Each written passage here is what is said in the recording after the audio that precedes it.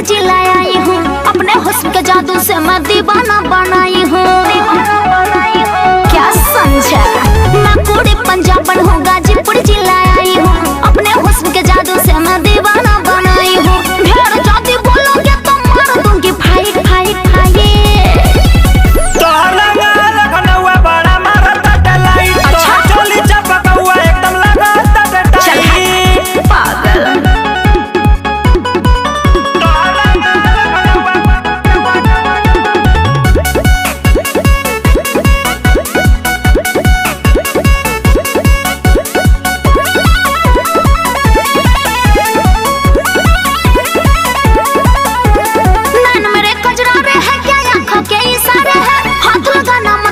पर कितना प्यारे प्यारे हैं,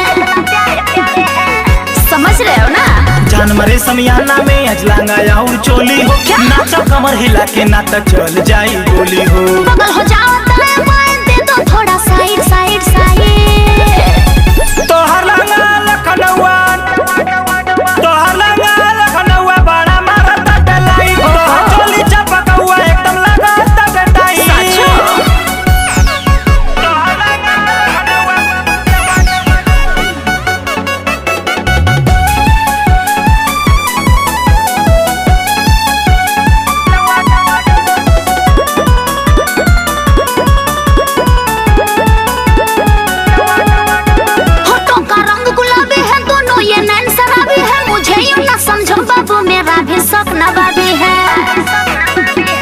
बच के रहना, समझे? कितना जानी ऐली गैली ऐसा ना मजबूरिया, छोटू के संग संतोष निगम खाटी मर्द भोजपुरिया बा। समझ रहे हो?